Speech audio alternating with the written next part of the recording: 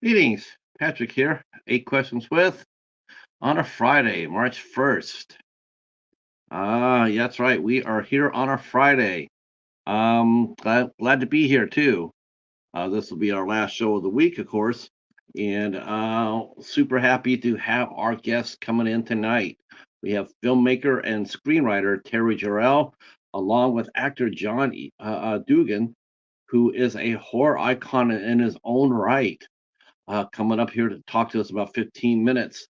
We'll be talking about Harlow's Haunt, but we'll be asking a lot of different things. We'll be talking about both men had great careers so far. Of course, John, you might remember John Dugan is also who played grandfather in the original Texas Chainsaw Massacre. So we do have horror royalty here today. And of course, Terry Jarrell, he is the man that wrote and directed Harlow's Haunt, and and has done very well. It's been out for about a year on BayView Entertainment, and from what I understand, is doing really well. And this is Terry's second. This is his second writing as far as movie he's written. He's also wrote a for a TV series called Indie Brigade, and he's also worked behind. And this is also his very first film, I believe, that he's directing. Um, I believe Harlow's Haunt is his feature film debut. And you know us, we love that aspect of things. We like catching them when they're just taking off. Um, but of course, John Dugan himself, he's been around for quite a while in horror movies. I mean, he's been well known in the community, in the horror community. If you're a horror fan, you know who John is, and he is here, and he is going to be talking all things Harlow's Hunt and his character Harlow's Greer, and so it'll be a lot of fun. Hey, Anthony, how are you? Hi, Katie, how are you? And Anthony says that he got some library halls today. All right, all right, all right.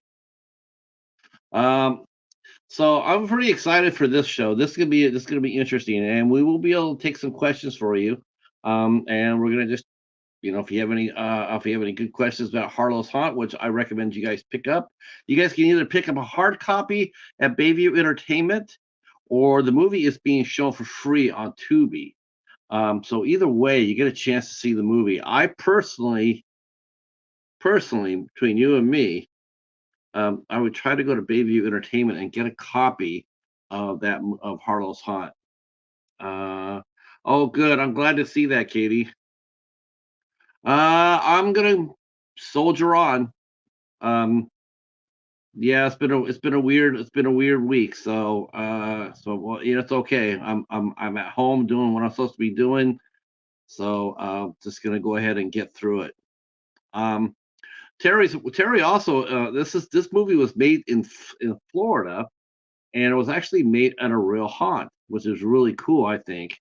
And it has a really, it sort of has a sense of, it sort of has a sense of a docudrama. Harlow's Haunt. I really like that. It does remind me a little bit of it does remind me a little bit of the Blair Witch Project. And the end of the movie is super interesting, very interesting ending of the movie that we'll be talking to Terry about. All right. And I did say about getting your copy, because man, I was reading today. um, I guess I guess I guess we heard that Disney was getting out of the physical media area, which we'll be talking to Terry about. Um, and we'll talk about that when they get here, because the doorbell has rang, and you know what that means, boys and girls. So share us out on a Friday night, and then please welcome in John Dugan and Terry Jarrell. And here we go.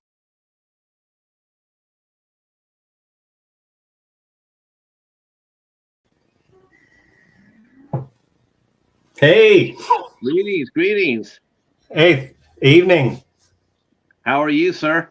Not bad. How are you? Good, good. I was just telling the folks that there's some ways to see Harlow's Haunt, and you can see it on Tubi. Hmm. I'm sort of recommending and pushing people to get it from BayView Entertainment, to get a hard copy of the movie. It's physical media, and it seems like every day we're hearing something new about physical media about it's shrinking. So a chance for a lot of. I was reading today about some of the mainstream movies that are coming out. They're not getting physical releases. We're talking like major studio movies are not getting physical releases. Um, so a chance to get a movie from, especially from an indie filmmaker such as yourself, is a real treat. It really is. If you want to support the film industry, and also in a sense, to me, it frustrates me both as a movie lover and as a collector, and as a fan of indie films. It really bothers me that when I see major studios not putting out their own movies, I just wonder how much that's going to affect the indie market too. Will that trickle down to affect us down here? What do you think?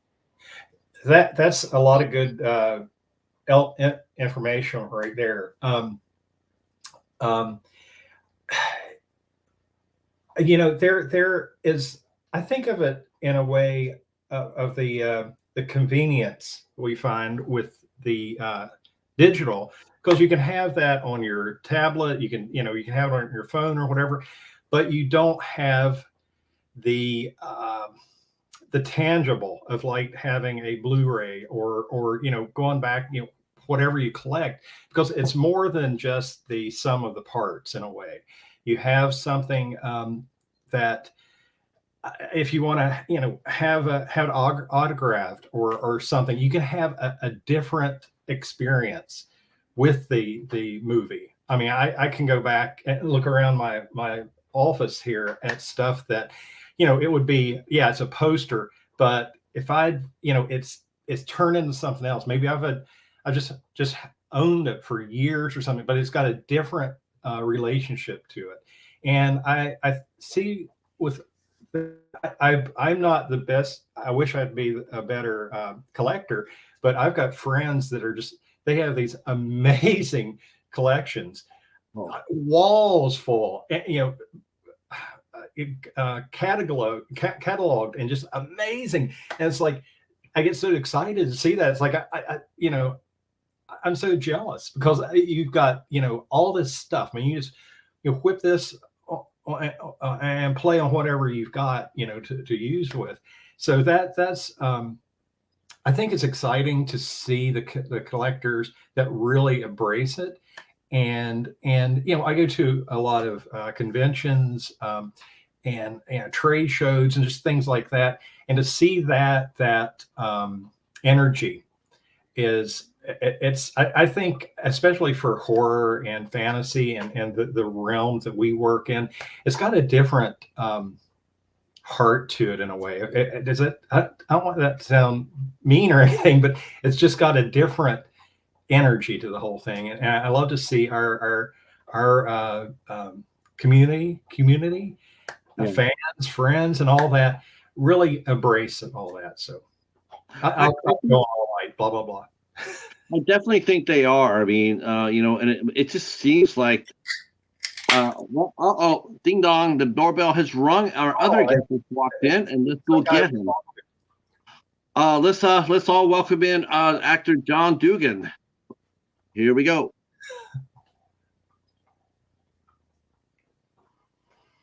What the fuck are you doing? Hey! Harlow. Hi, John. I'm How so are you? sorry. Well, I've been sitting here for a while. I have so many animals that are all my best friends, and I talk to them constantly like they're children. I'm so Oh, sorry. well, No, I'm yeah. fine. I'm fine. How you doing, Patrick? That's right. That's right.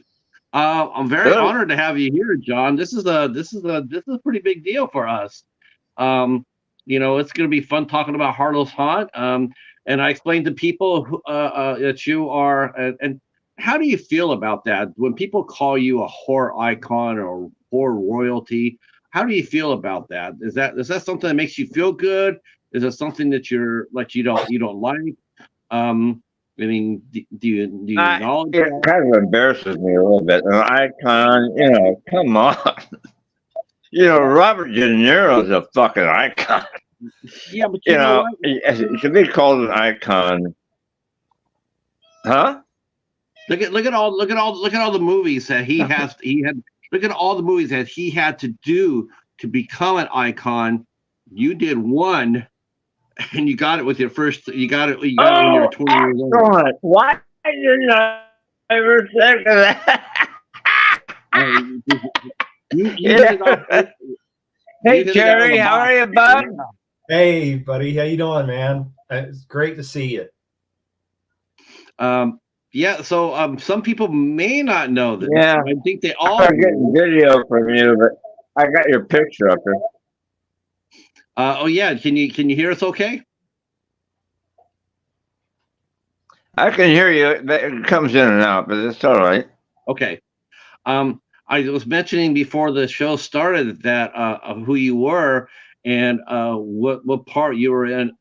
You were in the Texas Chainsaw Massacre, the OG, the original one, and then now you're playing Harlow Greer. Very good. Actually, Pat, hold on. No. Hold on. I'm not just the original one. I'm the only one. Yes. Remember that. You're the only one. Yes, I agree. And crazy ass movie. That is definitely. It really is for a lot of us. Your movie is the doorway to horror movies, modern horror movies. There is no horror movies that we know today without you and Toby and Robert Burns and etc. There's no horror movies as we know it. No Halloween, none of that without Texas Chainsaw Massacre. So yeah, I would definitely say that you know what, Patrick, I've been told several times, more than several, many times. People will come up and say, "You are the reason that I discovered horror and fell in love with horror," that sort of thing. Now, I can tell you right now, De Niro doesn't. People don't walk up to De Niro and sit there and say, "Yeah, Taxi Driver changed my life as much as your role." I'm sorry, I'm an old lighting guy. I got to do something. Hold on.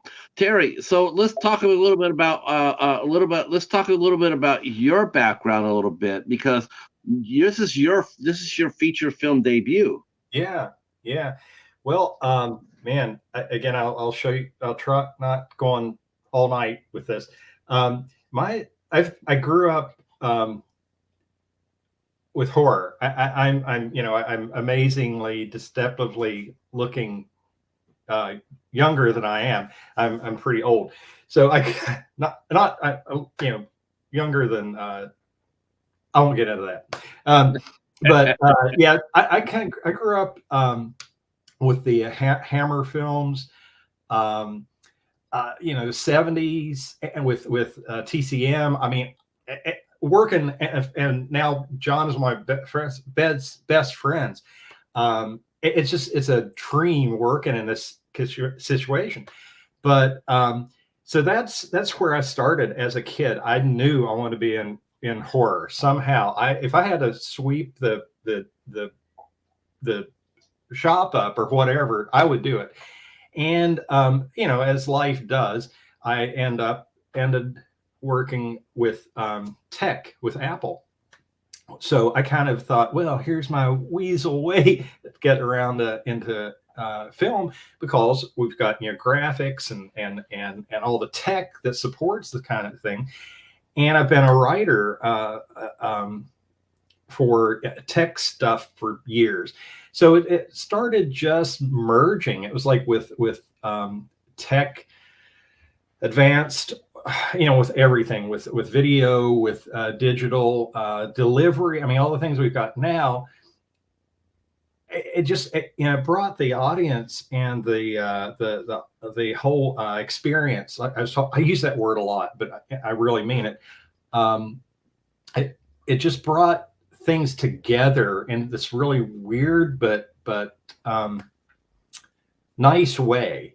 And so I started working on some projects. I did a lot of camera. I do a lot of specialized camera stuff with 360 cameras. Just these really weird cameras and stuff. So I started working on some projects. I was doing a bunch of commercials and things like that. And I've been, and I've got a new puppy, by the way. So if you hear the stuff, I've got a 7-month. I hear her. Yeah, she'll probably be up on my face here in a minute. Not a problem. So it started, gelling together to do a short, but there was so much story to the Harlow world. Where do I just cut it off and went from a 10-minute short to a 20 to a full features. Like I had all this content, and I still have got just so much going on with the Harlow world or universe or whatever. And so I settled down onto this part of the story and started, I just tore into it. And the thing that I was terrified, I was, I've been on sets. I knew, how many pizzas to order and when to do this and all that. But there was one thing that I was terrified that when I wrote the role for Harlow was that I only had one person in mind. And it was like, it ain't going to happen. I mean, how am I going to do this? And, I thought, who else could do this? Because I know this guy's going to shoot me down in flames when I ask. But I just, got my stuff round up one day, and I called this Dugan guy. I said, hey, I got this crazy question. Go ahead and tell me to go to hell. But, I just got to get off my system. Would you do this movie? And he was like, sure, let's go. So I fainted and everything. And so here we are. It was the dream situation. So that's kind of the genesis of that whole thing. And John just, he put the role on as if you would put on a suit or something. He just really embodied more than I could have imagined as a writer to see he did with that role. So, now you mentioned you work for Apple. Were you working for Apple down in Florida, or were you over in Mountain View? Where at in Apple were you at working? No, I was here in Florida, and I started as a consultant and a trainer, and so I had my own company, and that's when Apple just about bit it. They were down to had $3, and finally Steve Jobs came back and said, hey, we can bail this out, but you guys have to listen to me now. Again, don't screw it up again. And that's when the iMac came along, the iPod. He said, we're going to turn into a different, clean and lean company. They got away with a lot of garbage, like printers and all those things. You didn't need to do that. You had plenty of companies who were making this stuff. So they did that. And I'm not saying it's like the Apple now is a different situation. We're making all the money in the world, but hey, that's what it is. But in those years, I was at Mountain View when they were sort of bloated. Yeah. Oh, the early days. Yeah. Yeah. Well, yeah, it's it kind of swings both ways, I guess, again. But in those like the the 2000s was such a good decade because there was so much innovation, and for everything about well, not everything, but a lot that I learned and kind of worked with was the way Apple as a company at that time was approaching things with art. It was the you never saw laptops look like they used to. I mean, like when the first iPhone, right? When you first saw that, it was like you've never seen anything like this. Now every phone on the planet looks like an iPhone originally. So there's a lot of echo in the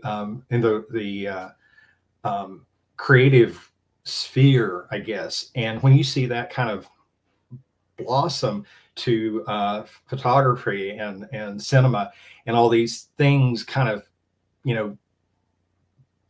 live in the same universe with all these things, you kind of have a different, maybe I do, you have a different feel for what's going on by when you even thinking down to like the software, like Final Cut or something like that. I think of all that goes into making a movie. It's not just, hey, I can do this shot or I can do that. It's like, how can I make the whole thing? Are you talking about the camera software, the editing software, or all of it? About all of it, yeah. How everything's got a place for it, and there's a lot of restraint that comes with that. So that's not me, I swear. That's the and so you ever pet monkey? Not yet. Like a fucking monkey. I've been thinking about it. Luna, you're sorry, Terry. Now, a lot of filmmakers that come on the show and they have commented on what they really, what made their life a lot easier for them was coming on to when they started making films was the digital camera. That really seemed to be the game changer. I mean, I remember, listening to Robert Rodriguez when he started working with it. Says, hey, you got to check this camera out. And then when he did, then all of a sudden what he could do with the camera versus the old fashioned one, he's just like, he says, oh yeah, this is it. This is the future right here. There's no doubt about that. And you're talking digital video. I'm getting every other syllable, but I'm following what you're saying. But now, John, I do not think in my lifetime, which, yeah, maybe a couple of days from now, I don't know, that nothing will look like a film shot on 35 millimeter digital, not digital, analog, real film. I've never seen anything electronic that can just do what film does, just film photography, But I'm an old fart. So.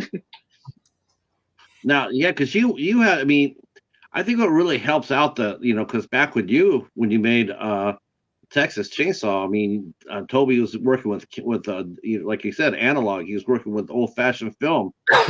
Yeah, that's just got to be expensive as hell, though. Like if you couldn't do but what, one or two takes at the very most, because you couldn't sit out there and you can't get out there and just do. Oh, yeah, definitely an advantage.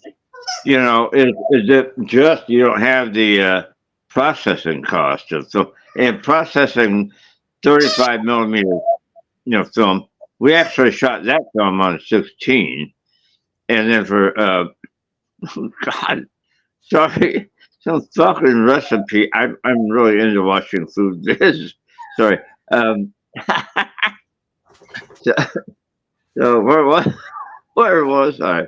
You were talking about you're shooting 16 millimeter. So we shot on 16, and that was blown up 35 for release, and which really gives it that really that home movie almost, or sort of half documentary, half home movie kind of look that it when they started tweaking the fucking thing on every new release.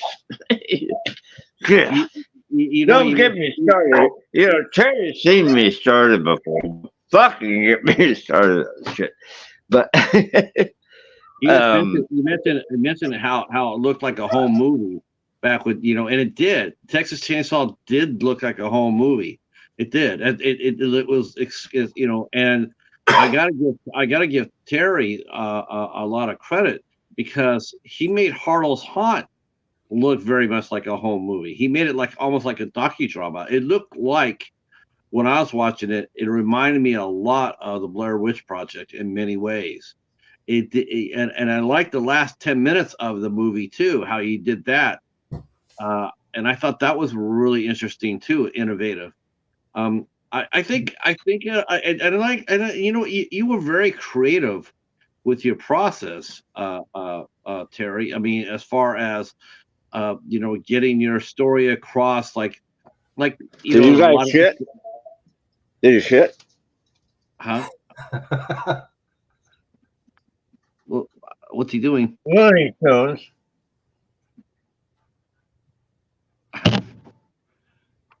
What? Oh, you coming in? You can stay out. Oh, you want to come in? All right.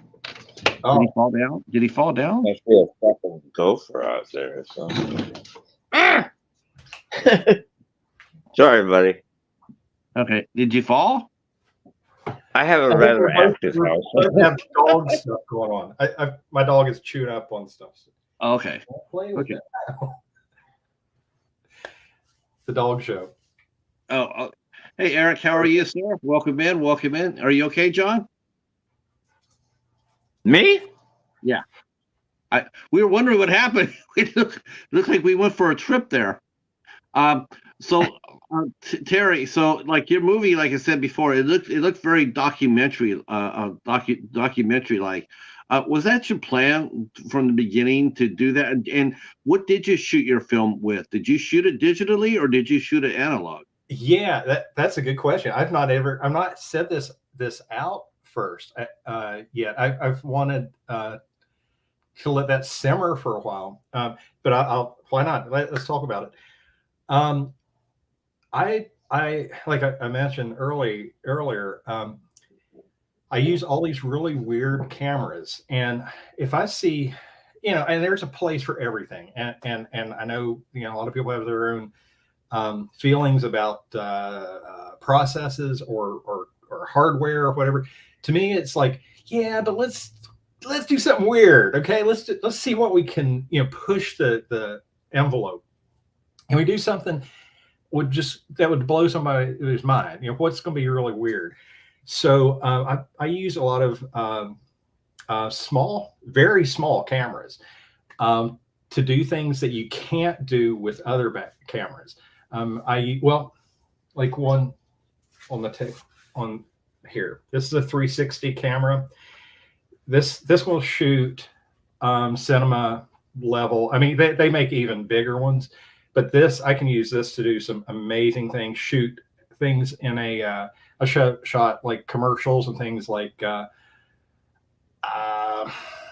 where you need a full view around you. I've got a bunch of stuff on my website. If anybody wants to go to Black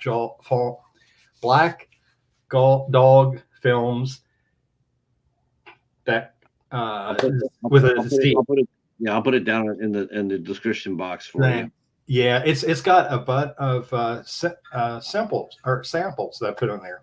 So that was kind of, I know the manufacturer, and I was like, you know, at that point I was thinking about doing the short, and I got talking to them more, and I was like, yeah, well, what if I tried this? Do you think I could pull this off? Can I make this different? Can I make this feel different? Can I make it?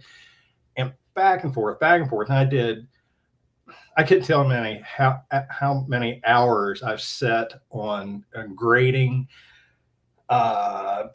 playing with filters and just on and on and on to give a different look to everything going on in the movie. Like if you notice when it opens, I wanted that to look like you, like for the Harlow opening with Eldora and all in the cabin. I wanted that to feel like you were looking at like an old antique picture, like you'd find in a flea bin or something. So I wanted to kind of have that feel. And then when we jump up to like the present Dave with the cast and everything, yeah, it should be like what you're kind of used to. I mean, the colors and the sky and blah blah blah. And then at night, you've got the bigger colors of the hunt, all the stuff going on, the blues, the purples, and everything. And then things kind of start turning, and you start seeing the hues of like the blues and the purples turning more into the reds, and it's kind of taking the viewer through up there. Back to not. And then finally at the end, it kind of has the mix of the colors, but it has that carnival sort of feel, but this weight to it, or at least that was the intention. I shot the thing on 360 cameras and about basically 2 cameras and others that were using a pretty big sensor to pull detail into like the dark shots. So it was all, I used 360, Insta 360 products. Great people. They were, kind of watching along to see what, so instead, like going out and using these for like snowboarding and extreme sports, I'm using it for making movies, and I think it opens some eyes. So I've been talking to a lot of people like, can you show me how to do this? And so it's kind of cool that it's been interesting. Real quick, I'm going to go to the chat. Everybody has people come in. Hello, Eric. Our friend Eric is here from Hey Internet. It's Eric. The Escape Indie Network. Joe is here. Joe Ridgely.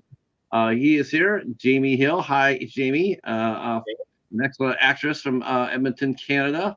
And then what would let's see, what would, I don't know, oh, okay. I think that's what would, probably you, John, what would you do?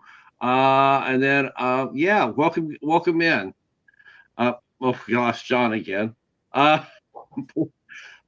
Is he based in Florida too? Oh, John. Oh yeah, he's in Tennessee. Tennessee. Okay. I was wondering if his connection is going like, I don't know, your connection is pretty strong and his is not so strong. Sometimes it's good and back and forth. It happens. It happens. You know where I get the worst reception from? California. Really? Oh God, I can't tell you how many times it's just falling apart. California. It's good here for now. I live like 10 minutes from Disney, so all this area is like blowing up. I mean, it just knew everything. So the internet and everything is really good now. So it wasn't a few years ago though. And Jamie says hello to both you and John. Hey, Jamie. Jamie's awesome.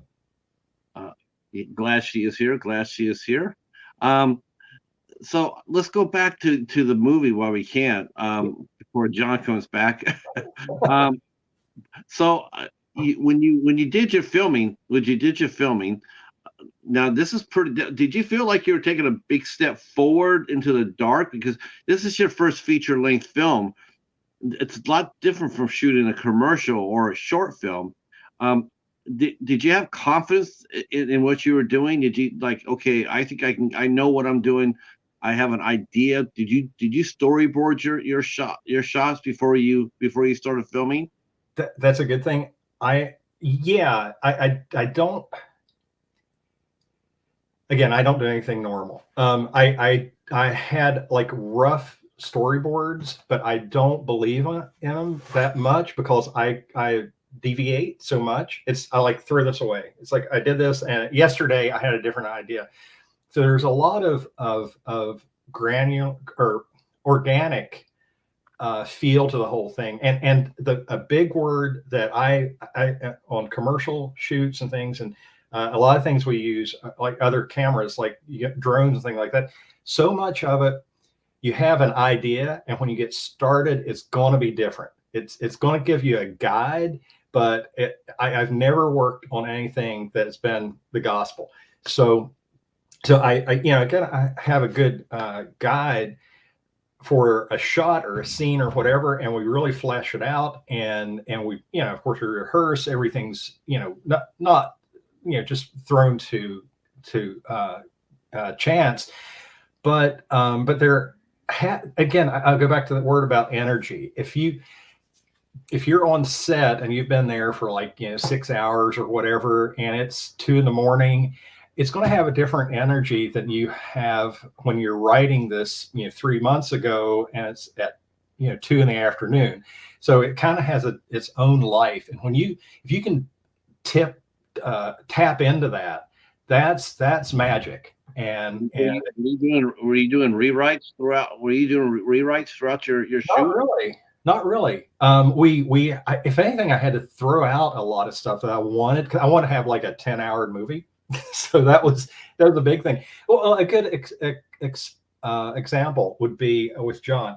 You got to cool it, all right?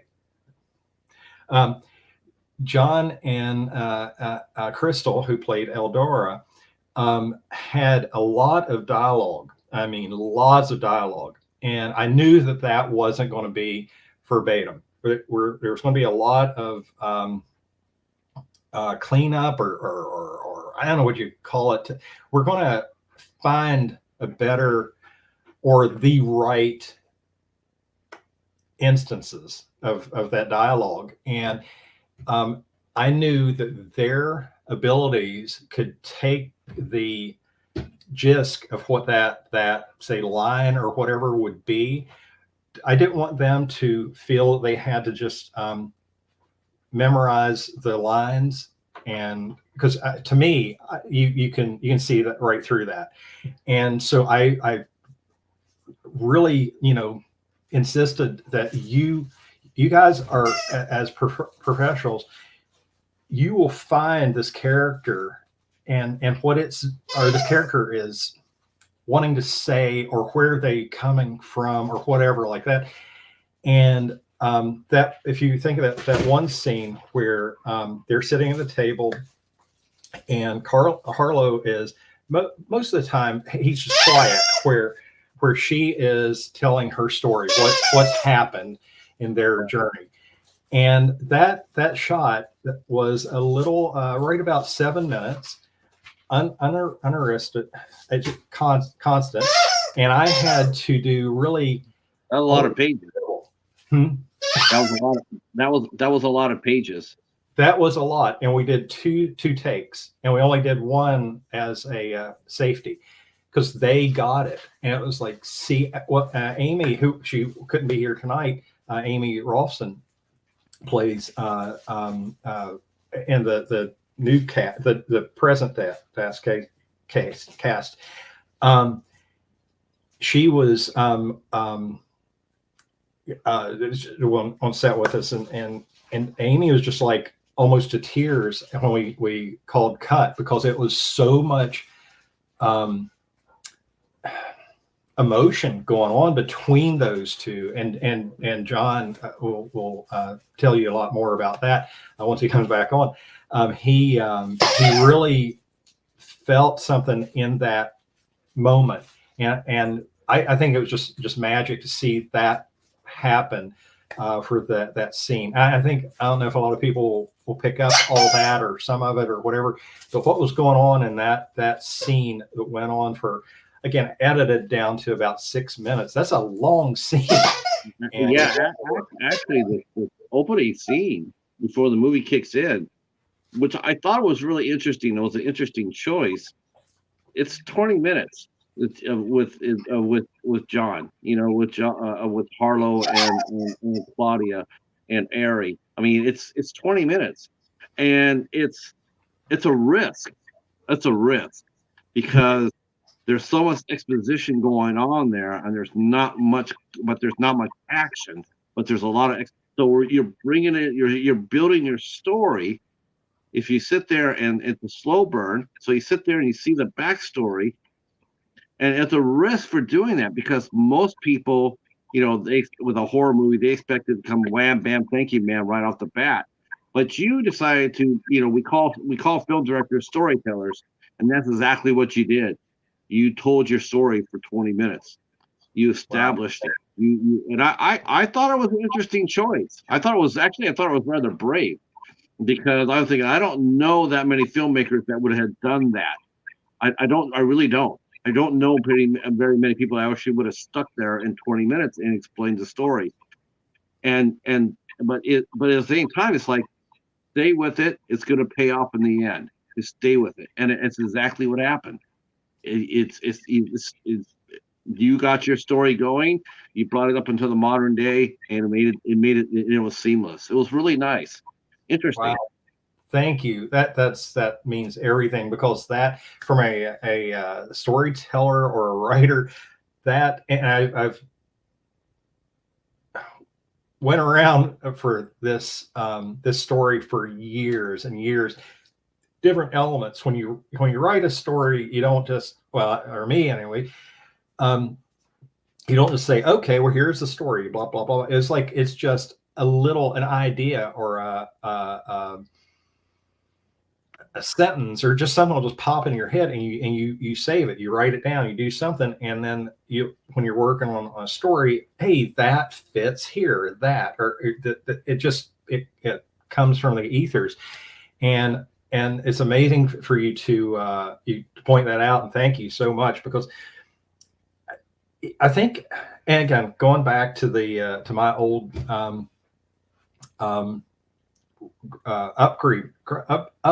upbringing with horror, I was a big Hitchcock guy. David Lynch is like a god to me. I mean, I love to see the bending of the story. It's like where you think it was going, it took you somewhere else. But that road is a curvy road as a story, and you can throw blood or a comedy or anything as an element, but the story to me has to be the tent pole. That has to be that lifts everything up, and if it's got to, I could hope that I can only do another story or make better stories or whatever, and because you can always build the stuff around it, but like how can we make the story really good, make the characters have a reason, like with the one girl. It's interesting too. It's like when we go inside it, the first thing you think of when you think of Harlow's haunt, and then you meet Harlow Greer, you really think that everything's going to be resolved around him, but he's not really. He's not really the instigator of anything. He is just basically he's basically said, whatever you want to do, as long as I get a cut, you can do. Whatever. I mean, whether it be bootleggers, whether it be gangsters, prohibition breakers. In your movie, you had a cult. And it's like I don't care about what you do, how you do. Well, he did care about how you did it, but all he really wanted to do was he just wanted to get on the action. And and you saw how I really liked how you saw that where, yes, he invited the cult in. Slight spoilers alert here. He invited the cult in, but then after what happens, he's sitting there going like, "Why did you do that? That's not what we agreed upon. You screwed up. You screwed up." Yeah. And it was interesting because you're thinking that he's gonna be the boogeyman, and he's not. He's not the boogeyman. He's just sort of just someone who's there who's trying to eke out a living, trying to live, and he sometimes he gets caught way over his head. Like that wasn't supposed to happen. Because no one in his right mind, and he was, because he showed great compassion. and that's the other thing too, is that he showed great compassion. I was really struck by that because I went into it thinking that he was going to be, he's going to be like I said, the boogeyman, and he really wasn't. He really was not. He showed compassion to the young lady. He gave them a place to stay. He gave them some food. He listened to Claudia's story. I mean, he wasn't a bad guy at all. He just put himself in some bad circumstances. Exactly. He's kind of, I've always thought about Harlow. What's he about? I mean, what has driven him to be in the place that he's in? And there is a backstory to Harlow, and if we ever get around to that one of these days, maybe there will be more. But Harlow, yeah, he sees an opportunities, and he will bounce on them. And I'm sure we can think of a lot of people in the world, that will just do something they think they will get by with or not, and it's a lot of what's the word I'm trying to think for? I mean, just not a bad guy, but he is a bad guy. But what made you write him the way you did? I mean, most people with working with John Dugan, based on his background, based on his horror background or whatnot, they would have made him the boogeyman. Yeah. What made you to play him human? Because I kind of just the way I write, because kind of what I was saying about the meandering road, because I knew at the end of that exchange that it would not be what you thought. You wouldn't think that, okay, he's the boogie man. That would be, to me, easy to write, but it's like, how can I really write the humanity that, and there's some scruples. There's he knows the difference of right and wrong, but then he starts making choices, and then sometimes he has to second guess his choices, and then others he can't go back on it, and he likes to play, feather the pedal a lot, and sometimes it bites him, and then other times he like there's the one scene about I'll have to clean this up, because what did you expect? I mean, you're okay, I'll tell you the truth. I was actually expecting him to blow up.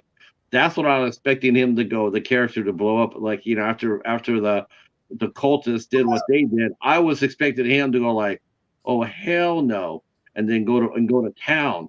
But you're right. He just sort of like, he saw what happened. It happened in front of him. He did nothing to stop it. He said, well, that's not what you said. That's not what you said we were going to do. But he didn't stop it. And the thing is, you believe that he could. It wasn't like he was helpless. He was. Yeah. He was not. That he was not. I mean, if he wanted to stop what happened, he could have, and he could have easily. I mean, John may be, and I gotta give credit again. John gave a hell of a performance.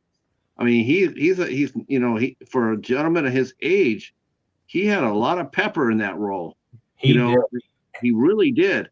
He had a lot of pepper. There's a lot of physicality in that role, and you gave him that. You gave him that in the to do. Were you worried that he could do the physical stuff? I was afraid that I could keep up with him. We shot in the middle of the summer, almost 2 years ago, and it was the end of May, I think, when John was here, and it was hot. I mean, when I say hot in Florida, it was hot. It was hot in Topeka. There's no words how hot it was, and so we were fighting that. We all drank 1,000 bottles of water and tea and stuff, and spiller crap. It's not around here. I usually have or I hear he has his jug, And so he drank it. It wasn't the moonshine or anything. It was tea from the store right down where we were working.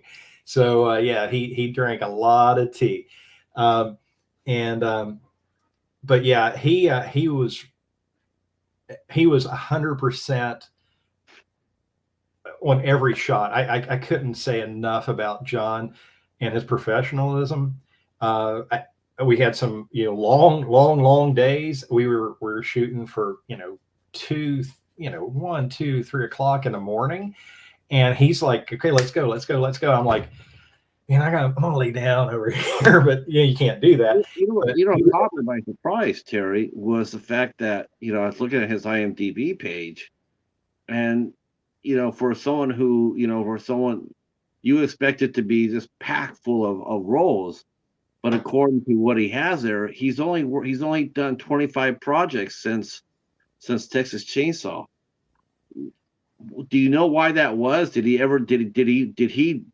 always been an actor, or did he just put it down after a while, just raised a family, and then came back to it? How did you find him to get him to do this role? Well, I got to know John through some other stuff that I was working on. I used to and we have Joe Ridgely on the show tonight, the Indie Escape Network, which I used to be on there with Joe and George Romero, and I had a show on there called the Drone Cav, and I shot or taught viewers or other filmmakers how to use, again, the small cameras, drones, things like that.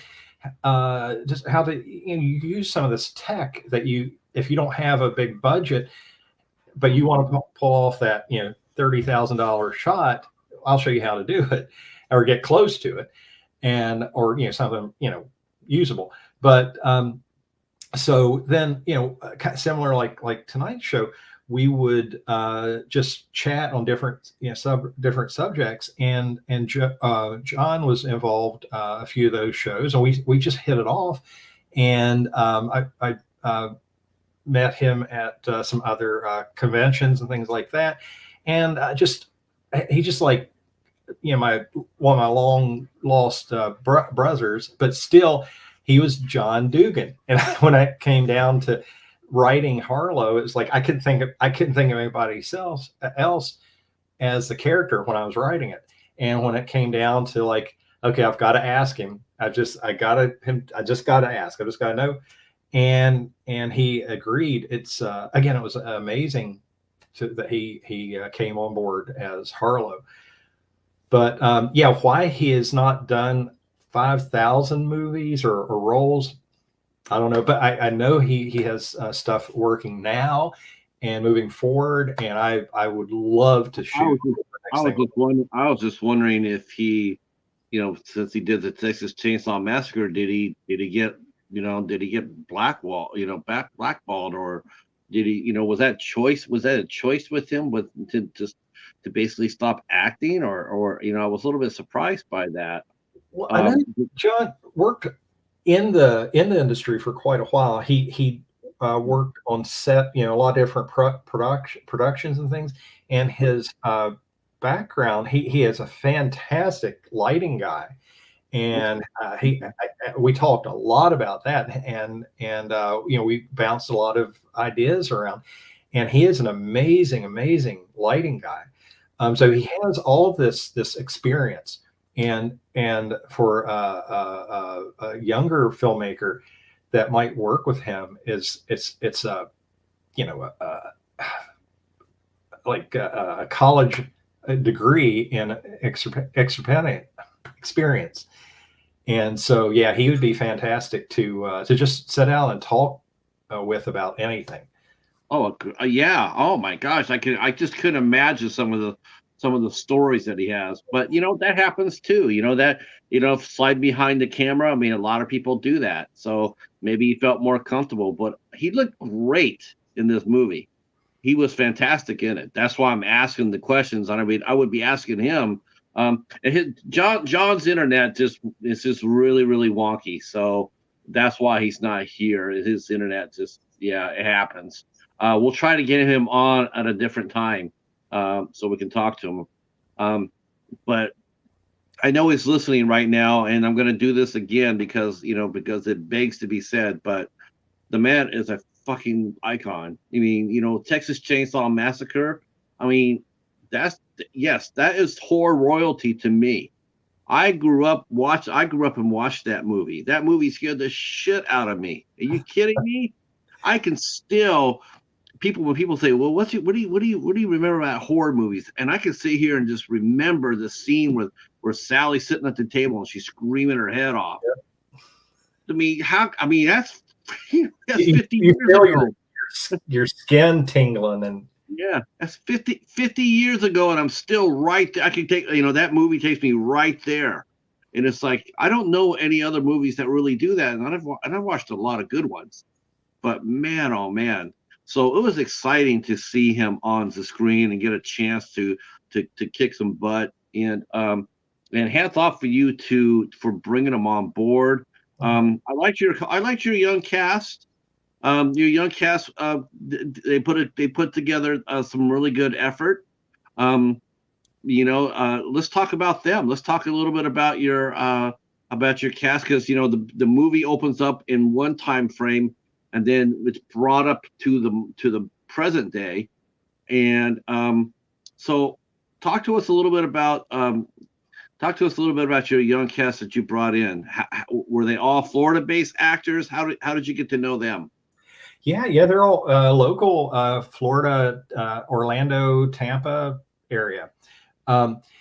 So to kind of give a little bit of idea of the story, and it starts in the 1920s with Harlow and some things that happened then. And then, 100 years later, present time, we meet this cast, 5 old friends, not really old friends, but 30-ish friends that had some various tragedies, issues, things, but they've been apart for a few years and they want to get back together. It's like, hey, we've never, everybody's had some problems. Let's just kind of, have a clean slate. Let's go out. It's Halloween. Let's go have, some drinks. Let's go have some fun and just kind of reconnect. But there's some stuff, below a lot of that. So I won't get too much about that. So now the thing that I don't know if a lot of people pick up the first watch, maybe later, or maybe maybe again the next movie. The story, the title of Harlow's Haunt is a haunt location, an event or whatever. So attraction. So where Harlow's say, I'm trying not to give it much away. Where Harlow's cabin sits or used to sit now is out in the woods on where this old creepy haunt sits now. So all this weird stuff has kind of revolved around this location out in the woods. And so now again, right here where I live is right around Disney, Universal, all that stuff. We've got all this stuff for Halloween, Universal Halloween horrors, and Disney and all that. It's cool, it's fun, and I've been going for years and years, and it's changed a lot. And it's not, honestly, it's not that scary. It's fun, but it's you're not going to get too like some of the movies, like the Hell House movies. I love them. October's a House, and those. It's a different thing, and we've got some amazing haunts around here. So I got to know the people at Sir Henry's Haunted Trail over in Plants City, and they have got this amazing event. It's for Halloween. They do a Christmas and a Valentine's show. if you're around Florida, go for one of the events. It's amazing. But they were, as I went out and met the owner, Zach, and he opened the doors up to be the most gracious guy in the world. And he's like, if you need to use any of the sets or anything, we're down for the summer. You know, we can work with you. And it was kid in a candy store for me. So it was just so much of a lot of the blood rushes into the production at that point. So now we've got the cast. So we didn't want to set them in the commercial area of Halloween. So we had the ability to put them in the haunt that we wanted to portray. I'm trying to shut up. I'm not to tell you too much away. But let's talk about how you got them. How did you cast them? Where did you find them? Did you audition them? Had you work with them before? Some already do. Well, okay. We'll talk about like the three main character, or five. I'm sorry. Braille. Why do you guys always do 5 people? Let's just ask that question, because I'm sure everybody in the chat and myself all want to know, why is it that every single time you guys to get a group of young people together, it's always 5? How come it can't be 6? How come it can't be 7? It's always 5. It's like, why is that always a rule? There's always going to be somebody left out. Why not 6? That's a good point. Yeah, I'll have to. It's a good point. You got 5. I'm going to go like, if he has 5 people coming here and there's 5, I'm going like, I'm going to ask him about this. Is it inside the official horror movie handbook that you got to have 5? Okay, you caught me. I gotta say, we get a letter, and it's like, if you don't have 5, I'm thinking about. I think weren't there 5 in Texas Chainsaw? I think there was. I think they're worth 5. It's going to be subliminal or something.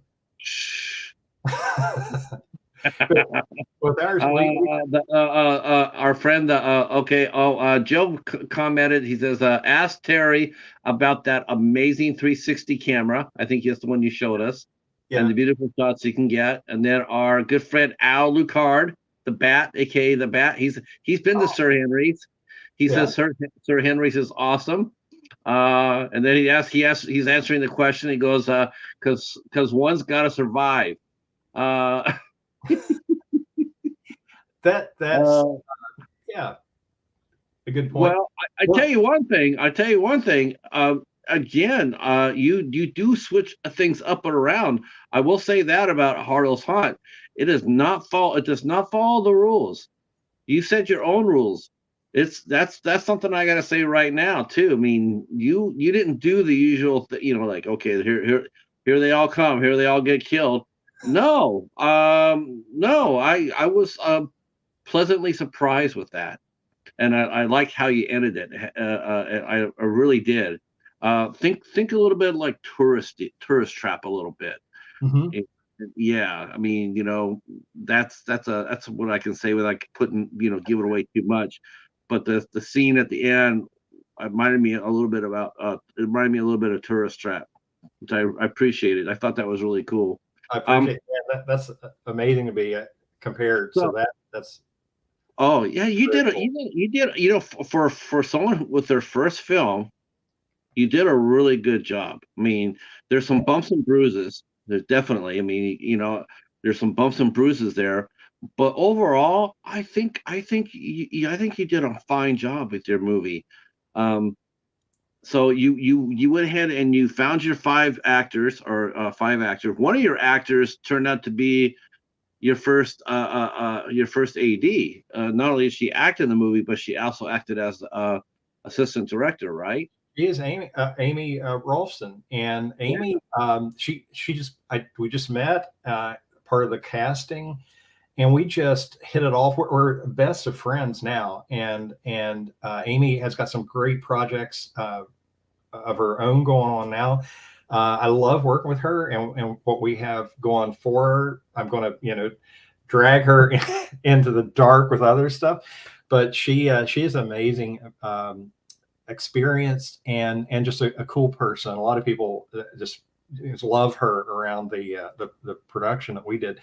But yeah, Amy was great. She plays Beth, part of a couple with Ben, with Dylan his name's Dylan, and he's done a few movies, The Beast of Midnight, and so he's the guy.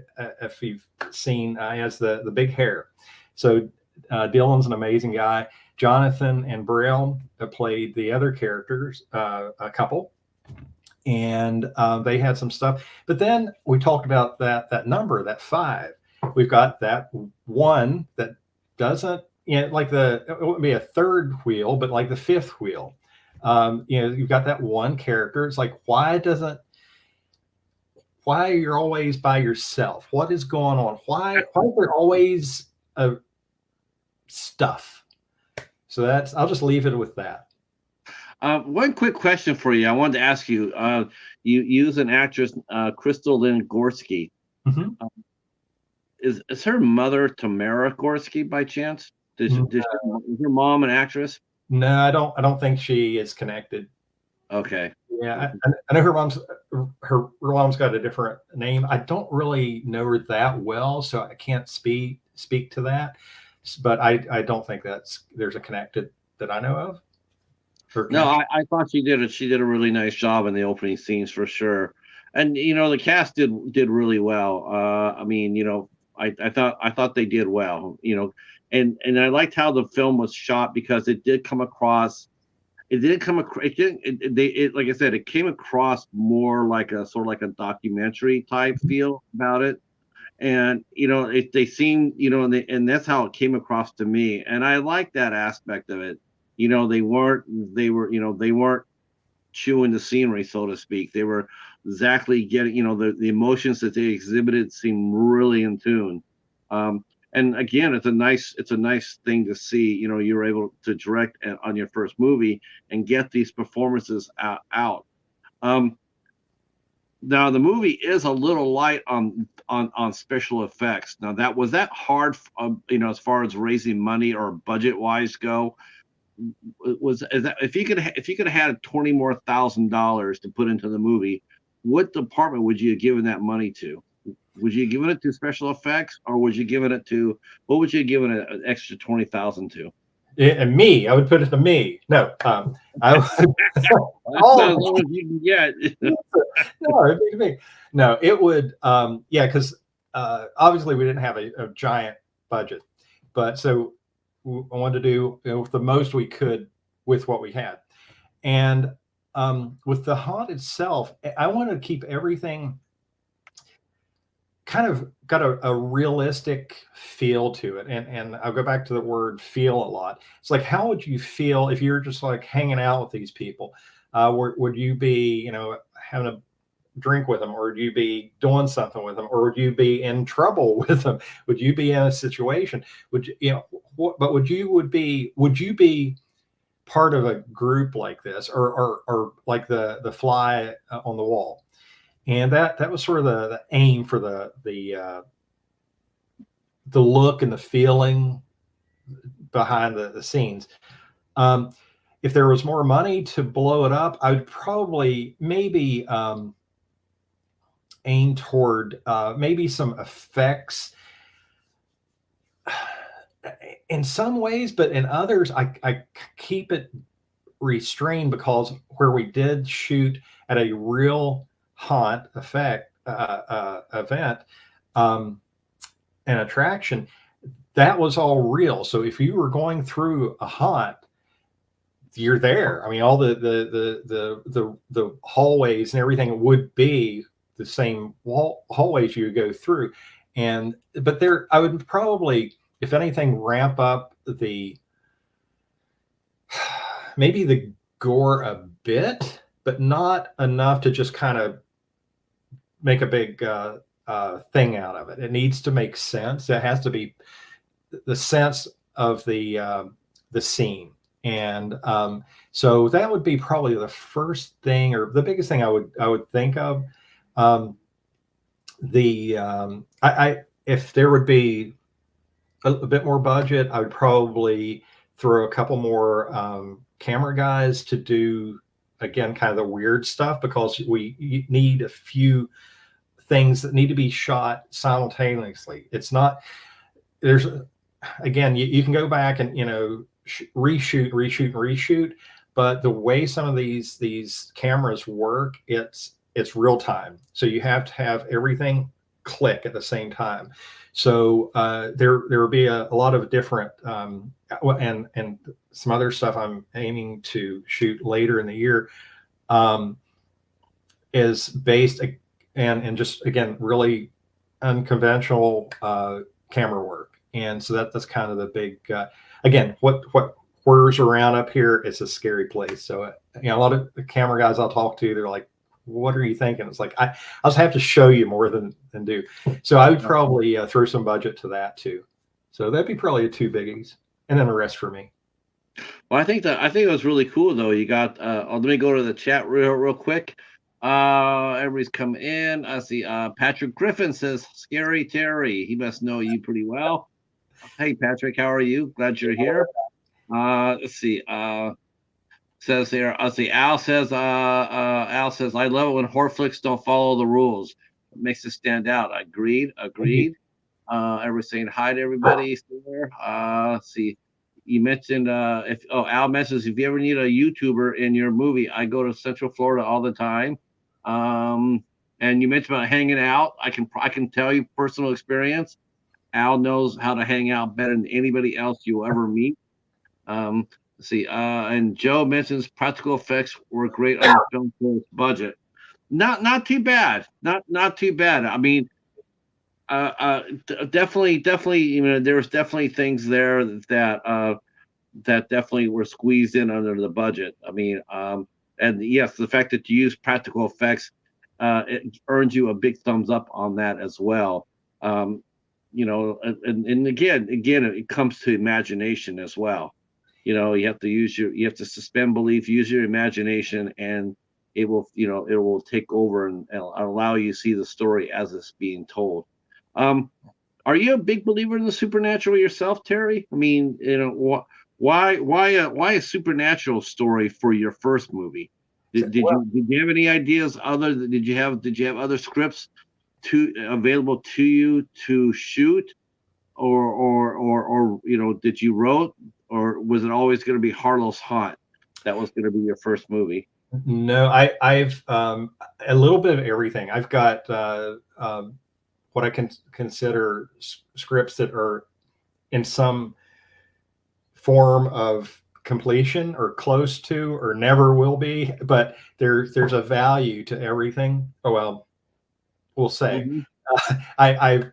I write tons of stuff, and then I kind of, if I don't even know what to do with this, again, it could be a line or a little, just an idea, I'll just write it and then go back to it in a couple of years, and it's like, oh yeah, this thing works, and it becomes something. Like Harlow's was actually, I couldn't tell you how many little story lines, it was maybe 8, 10 that kind of came together.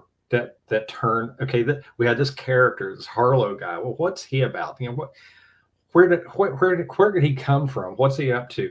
And then you got this girl that had something happen. Okay, well, how can you fit those together? And then you start building the story around it. So that's just kind of how it sort of clicked together for me. But like with the effects, though, the girl that did our effects, her name is Athena. She's a fantastic special effects girl here in the area, and she's like 16. She's a young girl, and she's getting a ton of recognition around here. She's getting a lot of work in the shorts and the local stuff. And I love to see her just blow it up, because she has the passion for it and for horror. And she, you can tell if somebody's just, figuring it out or whatever. She's the real deal. When she showed up, she had, her kit and stuff ready to go. It was like, okay, you want to do this? You want to do this? You want to do that? Yeah. Okay. I don't even have to think about it. I can say, okay. And boom, boom, boom, boom, boom, boom. She was ready to go. It was like, wow, this girl had it going. So I give her a lot of credits for the effect. She did a great job. Man, women are, it's funny. It's maybe it's been a while maybe it's been this way for a while or not, but man, women have just walked inside the special effects arena and just taken it over. Oh, I mean, I've talked to a couple here on 2 or 3 here on here, and just blown away with their skills. And one is just like the one girl is like you're talking about. I think Bree Hill's only 23. Oh my gosh, she's got talent up the wazoo. She's amazing. She works for a director named Mitch Lang, just an amazing makeup artist. Yeah, it seems like women are they can just come in there and just take over. So you got this young whiz kid coming in there and helping you out on your movie. That's cool. That's a good find. Did word of mouth really help out when you were putting together the film? I mean, because you were brand new, but you had a reputation, as being a guy behind the camera. But as far as the directing goes, you were brand new to it. Do you feel like people just like, were they there because they believed in what you were doing versus there because it was a job? I mean, because that's going to take a lot of trust to come in there for a first-time director. And how did you communicate what you were doing to your cast and crew? I mean, if you needed them to do something for you or change something for you in the script or whatnot, how did you approach them? Like to get the actors to act or the crew to move equipment around. Was it hard for you to do that? I mean, was it easy? Was it easy or hard for you to do that, Terry? Overall, it was, I would say, easy because I had such amazing people, and it almost sounds, fake, but it's not. I am so lucky with everybody that was on set. But I had talked to so many people before, and I'm really big about prep and getting everything's. If there's and I'll go back to the tech world, the other work in film and things I've done for years. If there's one thing I've thought or learned is cover every base that you can possibly cover. And you're still going to screw up plenty, but still try to keep everything you can consistent if you can. And so when that came down to because when I kind of rolled out sort of a soft casting call, and it blew my email box wide open. It was like 5,000 emails. Okay, where do you start? So it was a lot of attention, which was kind of cool, but it was like, wow, people. I mean, I'm just kind of beating the drum a little bit, and it's got some attention. So I talked to so many good people at different levels and different expectations, things like that, and settled down with the people that we ended up working with.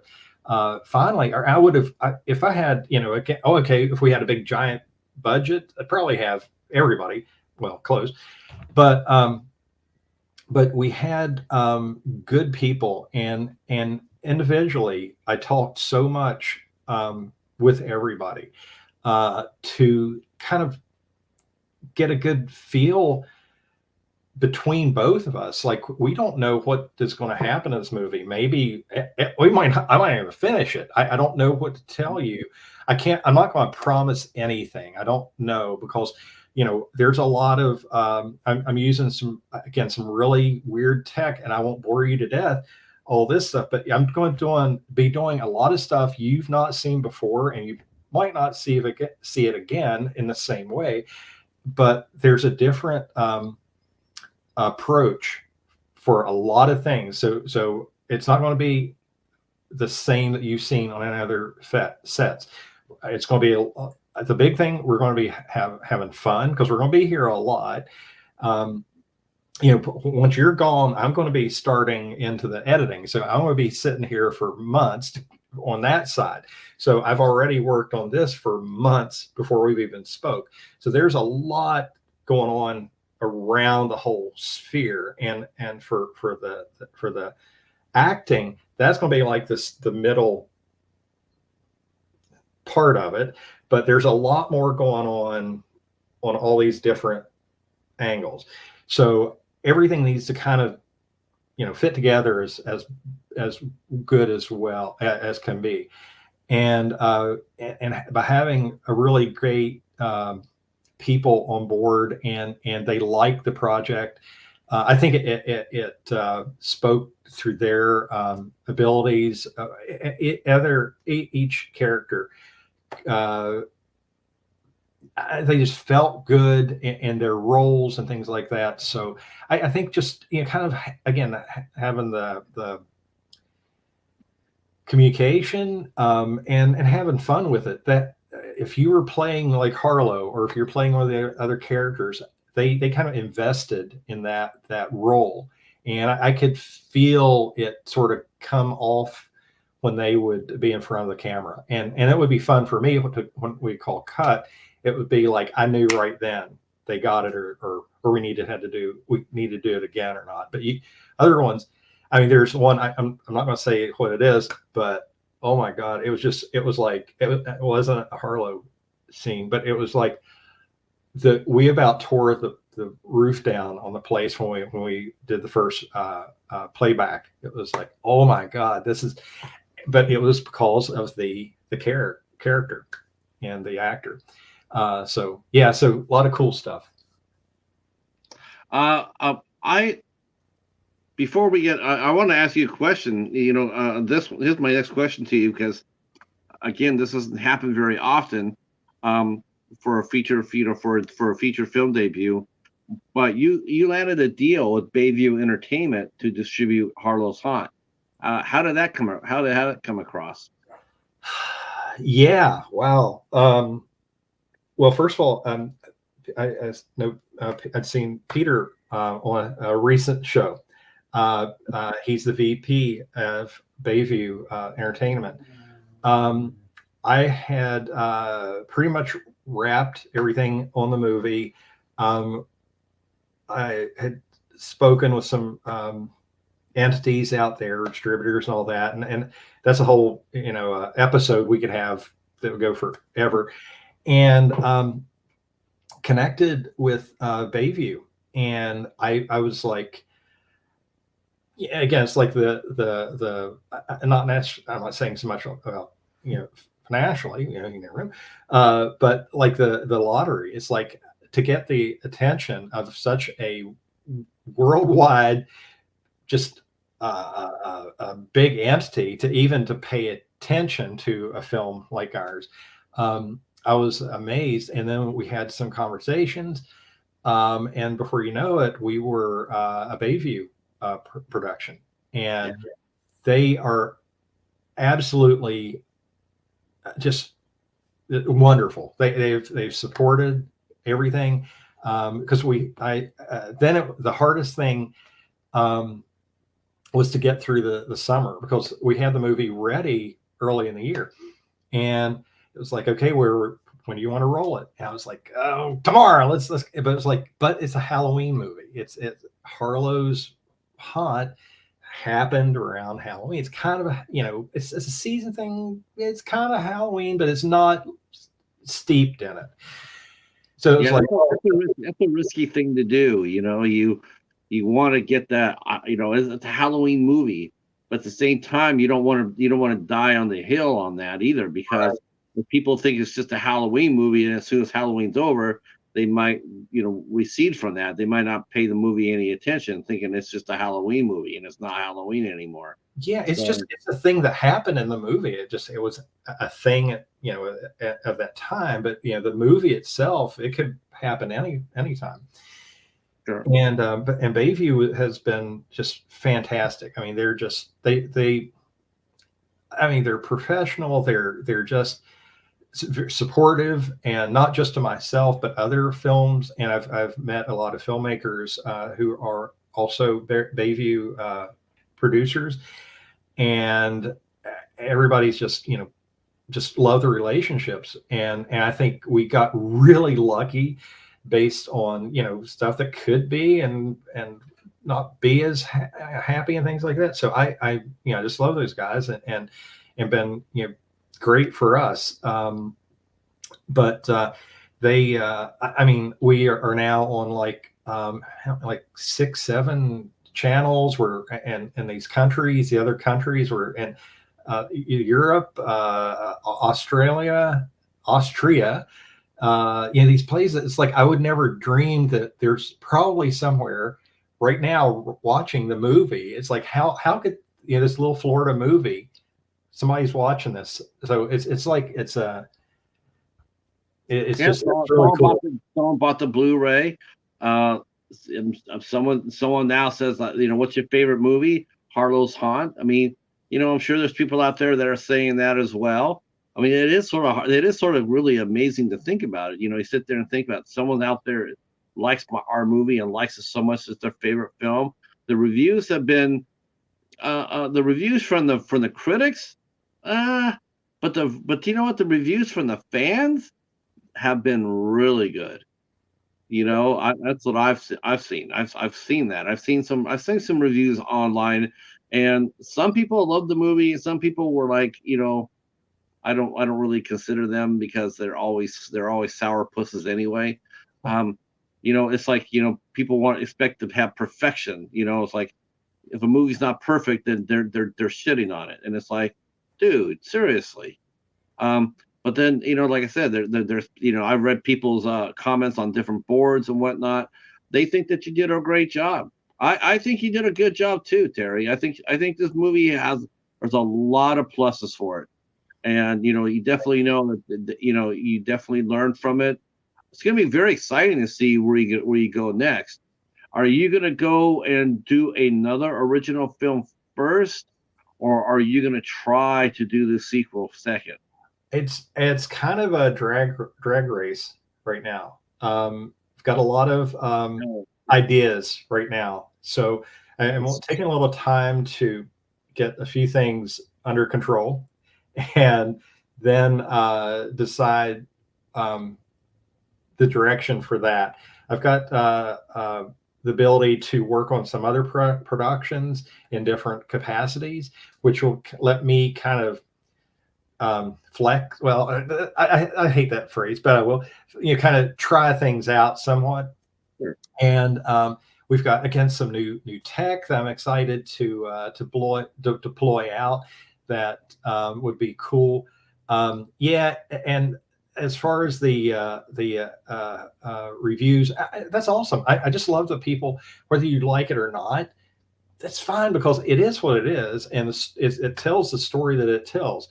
And I've talked to some people, and I'm thinking of a reviewer I spoke with, I don't know, 6 or 8 months ago.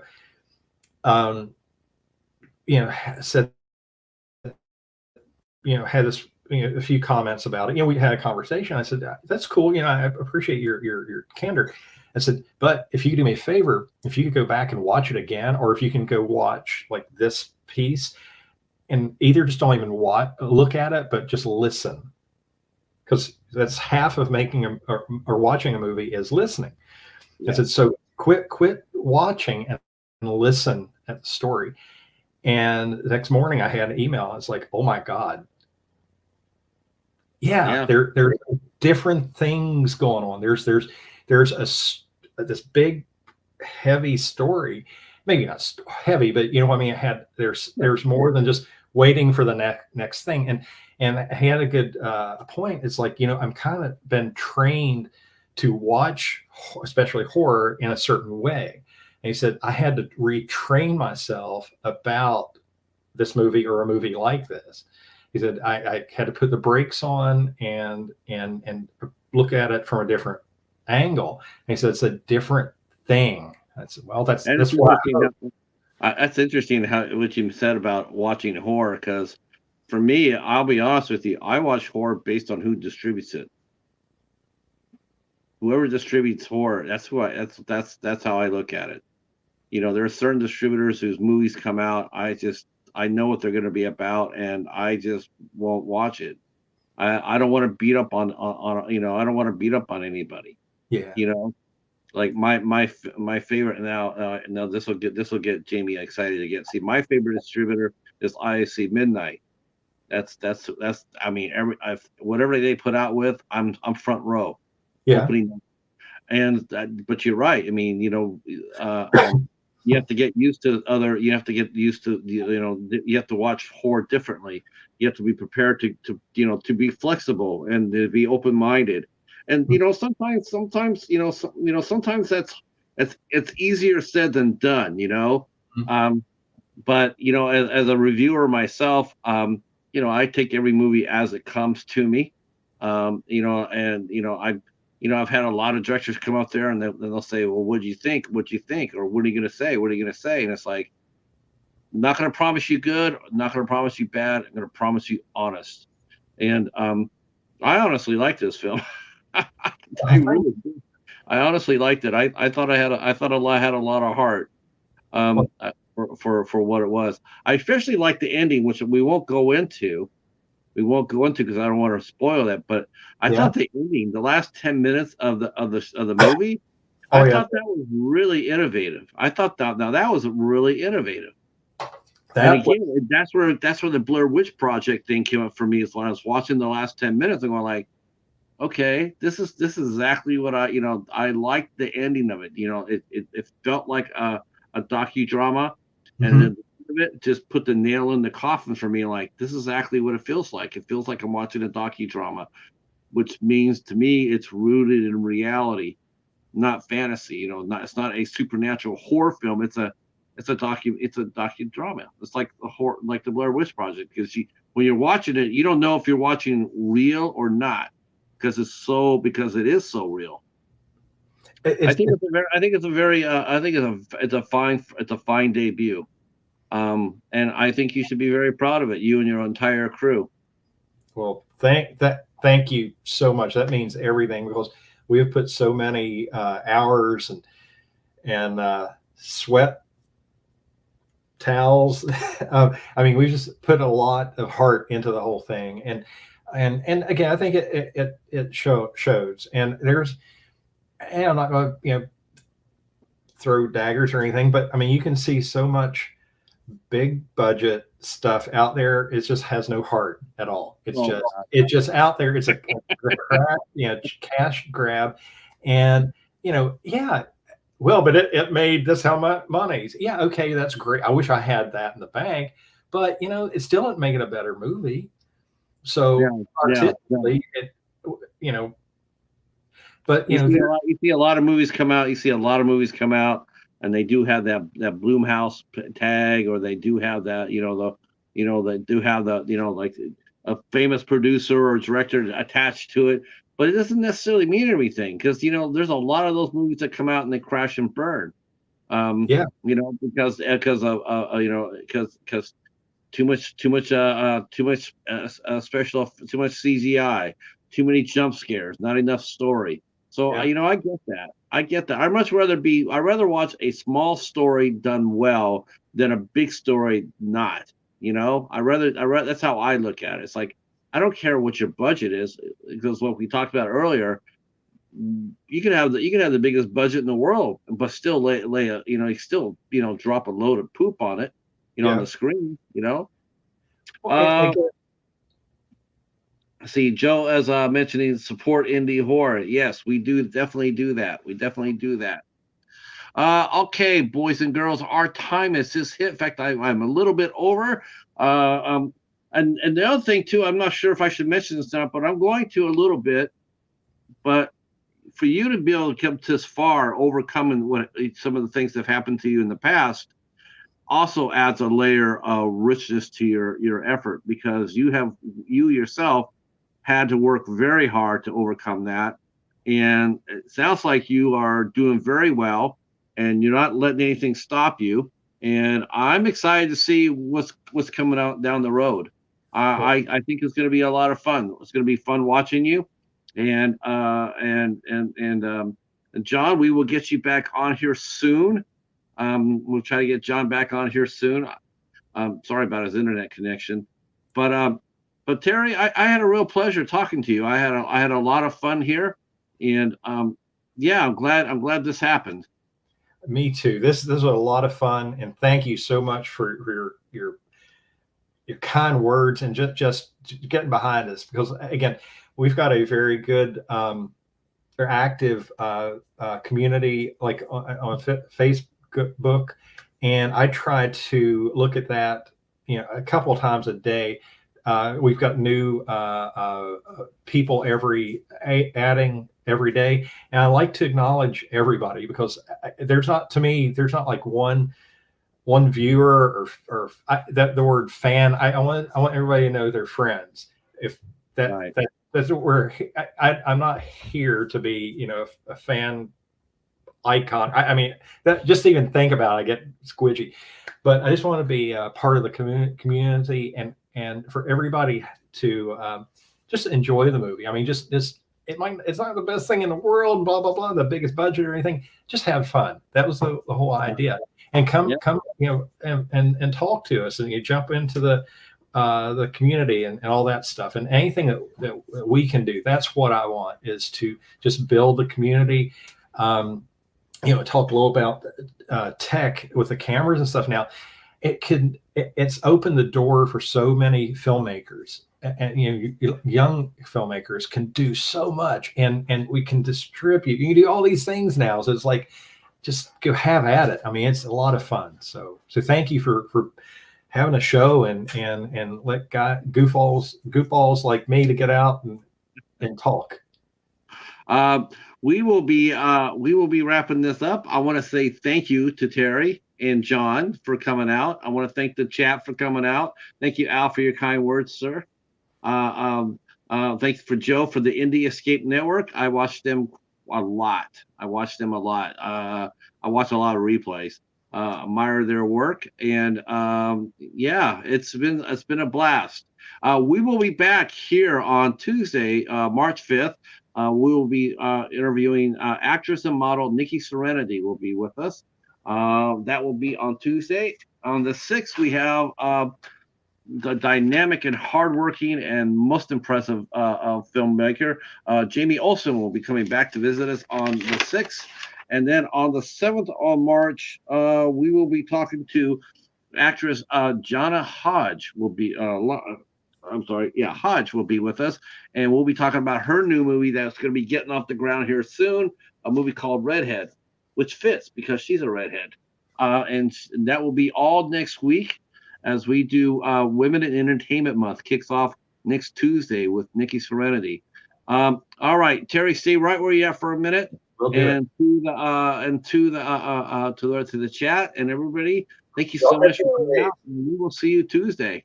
Oh, that's right. Yeah, you can buy Harlow's Haunt on BayView Entertainment. I put the connection down below. Can they also buy it from you, Terry, or is it just strictly through BayView? If I have some autographed from our website, Black Dog Films. Okay. And just I've only got a limited amount, so we've threw some of those on the site, and otherwise they're through BayView. Yes, we had those connections down in the social networking. I'll put Black Dog Productions down as well. By all means, anybody who's hearing my voice, please consider buying Harlow's Haunt. Keep indie horror alive. All right, that is it. Have a great night, everybody. We'll see you Tuesday. Thank you, everybody. Peace.